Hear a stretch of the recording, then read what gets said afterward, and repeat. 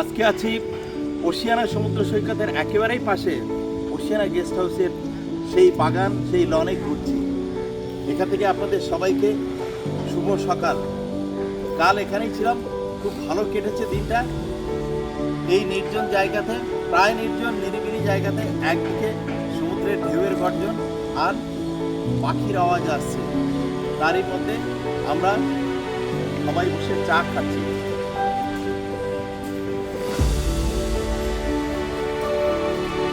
আজকে যাব এখান থেকে বিচিত্রপুর, একটা দারুণ জায়গাতে।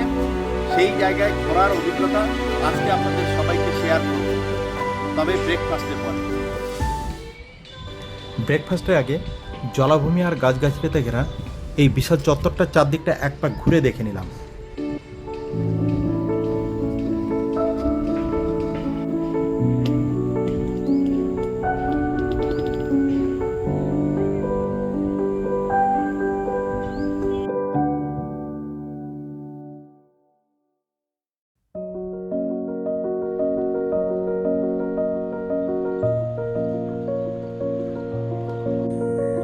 একটা মুক্ত প্রকৃতিতে এসে সবার যে আনন্দ হয় এখানেও ঠিক তারই প্রকাশ।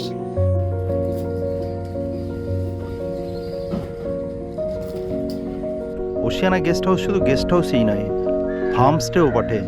বিভিন্ন রকম ফুল গাছের সঙ্গে সবজির চাষও হচ্ছে এখানে। সকালে ব্রেকফাস্টের টেবিলে চলে এলাম। সকালে ব্রেকফাস্ট, গরম গরম লুচি, আর কি আছে এটা, সাদা আলুর তরকারি আর অমলেট আসছে, আর তার সঙ্গে কাঁচা লঙ্কা। এরপরে আসবে চা। 800 টাকা চুক্তিতে একটা অটো ভাড়া করে আমরা চললাম বিচিত্রপুরের দিকে।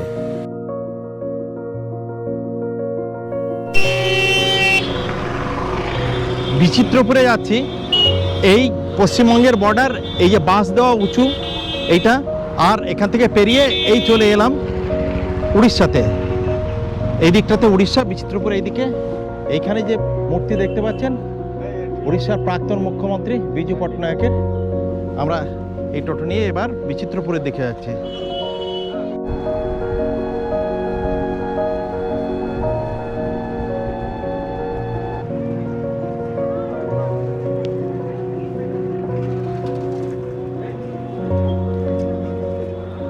পশ্চিমবঙ্গের সীমান্ত পেরিয়ে মাত্র 1.5 কিলোমিটার দূরে উড়িষ্যাতে এই চন্দনেশ্বর মন্দিরের কাছে চলে এসেছি।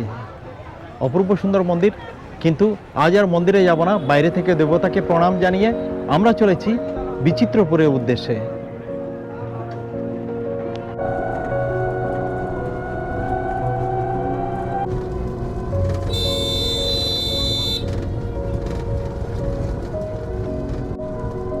পশ্চিমবঙ্গের গ্রাম বাংলা ছেড়ে আমরা চলেছি উড়িষ্যার গ্রাম দিয়ে। এই রাস্তা চলে গেছে সোজা সমুদ্র বরাবর, উড়িষ্যার অনেকটা ভিতরে। দুধারে বাঁশের জঙ্গল ঝাঁপিয়ে পড়েছে রাস্তার উপরে। এখানে ধানের ক্ষেত যত না আছে, তার থেকে পানের ক্ষেত অনেক বেশি। অপূর্ব সুন্দর এই প্রাকৃতিক দৃশ্য। এই দিকটাতে বিচিত্রপুর ম্যানগ্রোভ ইকো ট্যুরিজম খাদি বিল, এই পথ ধরেই আমাদের যেতে হবে বিচিত্রপুরে। চারদিকের গ্রামীণ সৌন্দর্য অসম্ভব সুন্দর। আর এই দিকটাতে পুরোটাই ঝাউয়ের বাগান সমুদ্র বরাবর। এই রাস্তাটা চলে গেছে, এটাও সমুদ্রের দিকে চলে গেছে, কিন্তু আমরা যাব এই রাস্তা ধরে সোজা বিচিত্রপুরের দিকে।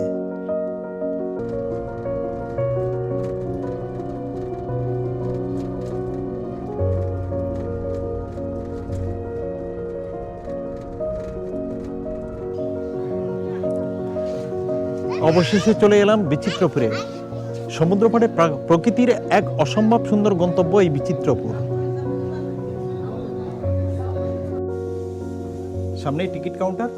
আমরা 4 জনে একটা বোট রিজার্ভ করে নিলাম এবং এখান থেকে টিকিট নিয়ে আমরা এক্ষুনি যাত্রা করব সেই খাঁড়ি দিয়ে। জল, জঙ্গল আর খাঁড়ি এবং কিছু সহজ সরল জেলে ভাইদের জীবন দিয়ে ঘেরা বিচিত্রপুর প্রকৃতির এক অসম্ভব সুন্দর গন্তব্য। এখানে অসংখ্য নৌকো, যেগুলো সারানো হচ্ছে, কোনোটায় রং করা হচ্ছে। এই জেলে ভাইদের নৌকো এগুলো মাছ ধরার জন্য তৈরি হচ্ছে। আমরা এখান থেকে সামনের এই রাস্তা দিয়ে এগিয়ে যাব। বড় একটা তোরণ পেরিয়ে আমরা এসে দাঁড়ালাম নদীর পাড়ে। এখানে মানুষের জীবন বড় বিচিত্র। এই দাদারা মাছ ধরতে যাচ্ছেন, তারই প্রস্তুতি। এখানে নৌকা দাঁড় করানো আছে, এই ড্রামগুলোতে জল, ত্রিপল, আর এই যে পাত্রটা এটাতে বরফ আছে। বরফ কদিনের জন্য যাচ্ছেন আপনারা? 3 দিন যাচ্ছে, 3 দিন। 3 দিনের জন্য যাচ্ছেন। 3 দিনের যত মাছ হবে ধরে নিয়ে আবার ঘরে ফিরে আসবেন। মৌসুমি আগেই চলে গেছে। আমরা চলে এলাম কৃত্রিমভাবে তৈরি এই জেটি ঘাটে।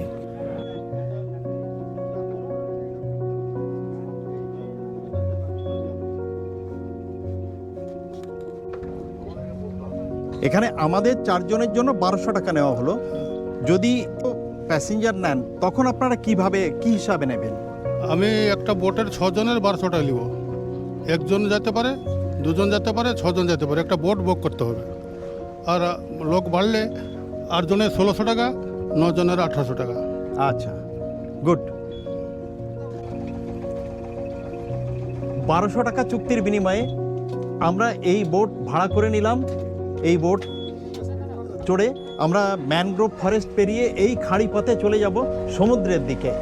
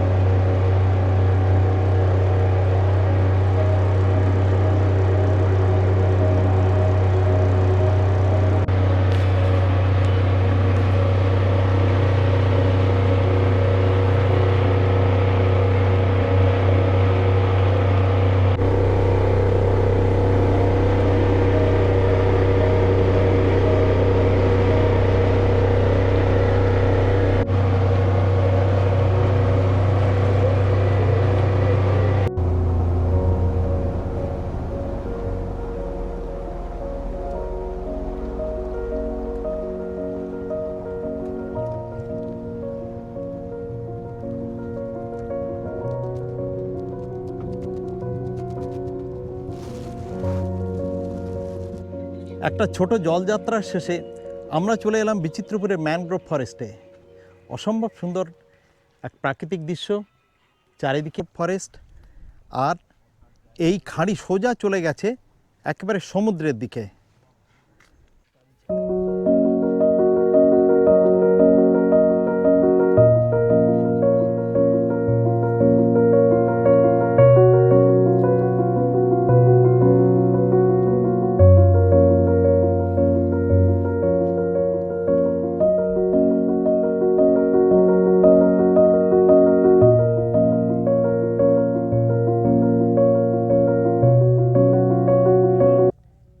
এখান থেকে সমুদ্র বেশি দূরে নয়, ওই দূরে সমুদ্র দেখা যাচ্ছে।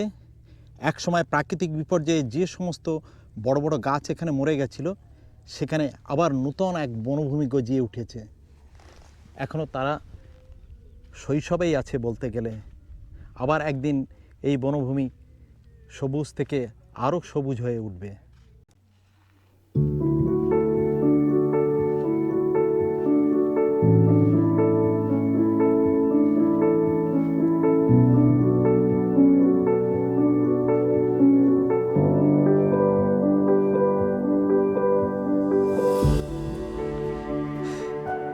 এই নির্জন বনভূমির মধ্যে আমি একাই পায়চারি করছি। চারিদিকে প্রকৃতির এই অপরূপ দৃশ্য দেখতে দেখতে এক প্রান্ত থেকে আরেক প্রান্তের দিকে হেঁটে যাচ্ছি। মৌসুমি দাদা বৌদিরা ওদিকে বসে কিছুটা সময় কাটাচ্ছে।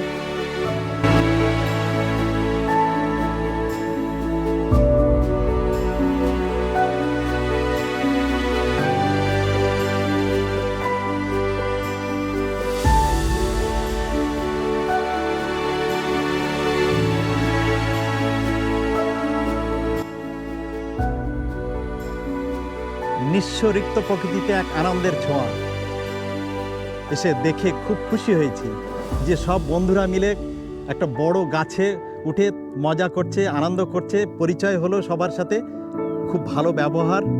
এখানকার সম্পর্কে ওরা অনেক কিছুই জানেন, তো ওদের সাথে অনেকটা সময় কাটিয়ে খুব ভালো লাগলো।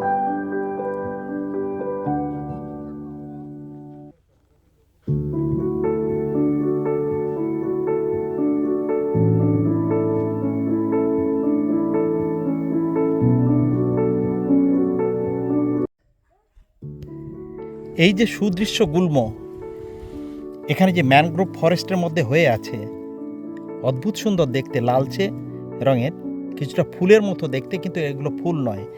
ঠিক এই গুল্মই গুজরাটের কচ্ছের রানে, যেখানে পৃথিবীর একমাত্র লুপ্তপ্রায় প্রজাতি সেই বুনো গাধারা থাকে, সেখানেও এই ধরনের গুল্ম জন্মায়।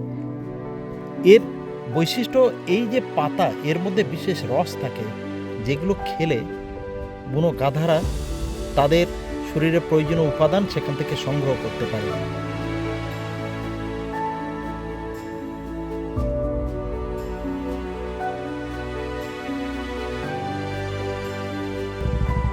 এই নিঃস্ব, রিক্ত, নিষ্প্রাণ বনভূমিকে দেখে একটা কথাই মনে পড়ে বারবার, মৃত্যু এখানে হানা দেয় বারবার, লোকচক্ষুর আড়ালে এখানে জমেছে অন্ধকার। এই যে আকাশ, দিগন্ত মাঠ, স্বপ্নে সবুজ মাটি, মৃত্যু এখানে কেড়েছে নীরবে ঘাটি।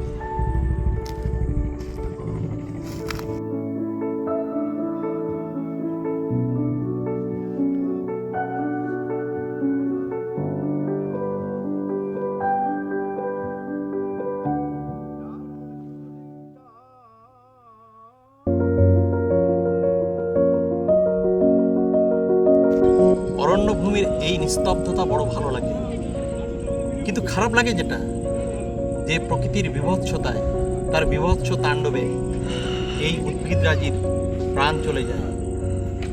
আমফান খনির মতো ভয়াবহ প্রাকৃতিক তাণ্ডবে এই উদ্ভিদ সব একসময় নিঃশেষ হয়ে গেছে। আজ তারই ফাঁক দিয়ে ছোট ছোট ম্যানগ্রোভ ফরেস্ট গজিয়ে উঠছে। অনেক বছর আগে একবার এখানে এসেছিলাম, তখন এই চত্বরটাতে প্রচুর পরিমাণে লাল কাঁকড়া পাওয়া যেত, দেখা যেত, কিন্তু এবছর এই সময় এসে দেখলাম আর তেমন কিছু নেই। শুধু চারিদিকে ঘুরতে ঘুরতে এই ভাইয়ের সাথে দেখা, সেই লাল কাঁকড়ার সাথেও দেখা। উনি ধরেছেন এইখানে কোনো এক জায়গা থেকে। এই যে কি সুন্দর দেখুন, প্রকৃতির সৌন্দর্য।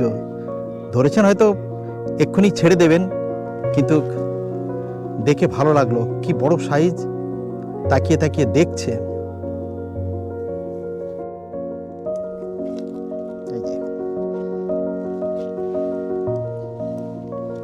চোখগুলো উপরের দিকে দেখুন।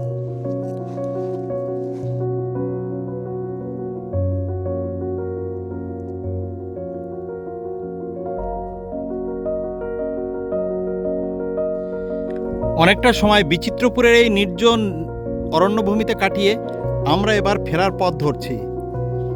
তিনজন বোটে বসে গেছে, আমি শুধু উপরে দাঁড়িয়ে আছি। দাদা এক্ষুনি স্টার্ট করবেন। বিচিত্রপুরের ম্যানগ্রোভ ফরেস্টকে বিদায় জানিয়ে যাত্রা করলাম।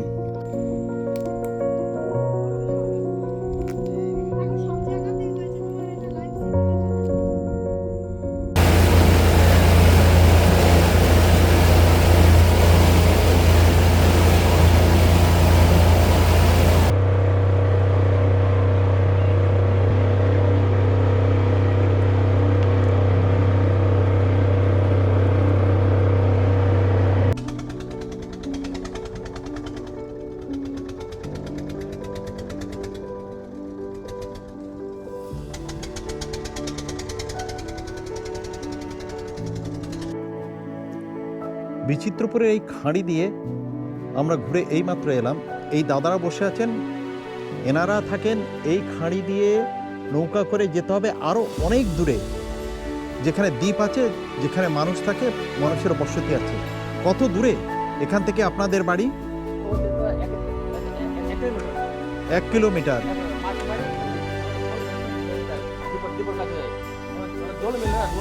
ওখানে জল মেলে না, নোনা জল, আপনারা জল নিয়ে যান।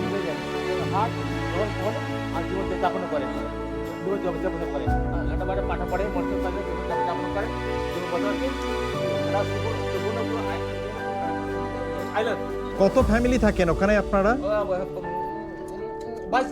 22 ঘর। উদয়পুর, বিজয়পুর, খড়ি বিলো থাকে। আচ্ছা, দ্বীপে যে ঘর বাড়ি আছে, বন্যা ঝড় সব কিছুতে পলা আছে এখানে, পলা আছে এখানে করে। তারপরে পরে খাইছে কি জীবন যাবো গন্ডে আমাদের ডঙ্গা আছে ডঙ্গা চলে যাবো এখান থেকে যে আপনারা আছেন এখান থেকে যাবেন কি করে ওই দ্বীপে? এই আমার ছোট ডঙ্গা আছে ঠোঙ্গা জল ফল লেগে যাবো এই জল আছে জল লেগে যাবো এই যে ছোট নৌকাগুলো আছে এই ছোট নৌকায় করে আপনারা যাবো চলে যাবেন। 1 কিলোমিটার আচ্ছা। ডিপোটা দেখেন ডিপোটা এই সহজ সরল মানুষগুলো এইভাবে প্রতিনিয়ত জীবন যুদ্ধ প্রকৃতির সাথে লড়াই করে বেঁচে আছে। এ এক অদ্ভুত জীবন।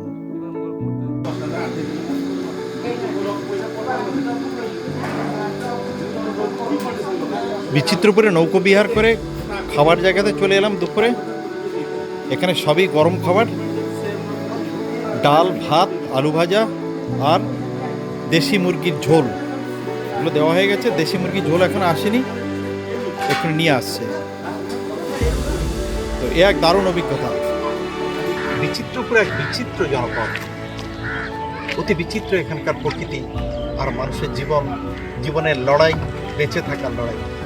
অনেকটা সময় কাটিয়ে এই নিঃসরিক্ত ম্যানগ্রোভ বনভূমি আর চারপাশের জনজীবনকে দেখে একটা অসম্ভব আত্মতৃপ্তি নিয়ে ফিরে যাচ্ছি। এটুকু বলতে পারি, যদি একটা ছোট্ট ছুটিতে আপনারা এখানে আসেন, অনেকটা অভিজ্ঞতা জন্মাবে আর আত্মতৃপ্তিও জন্মাবে।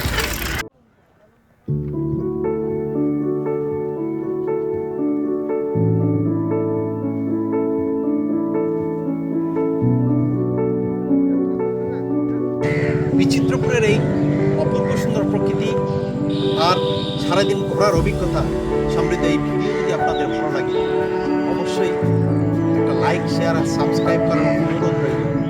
আর কমেন্টে জানাবেন কেমন এই ভিডিও, অবশ্যই আমরা তার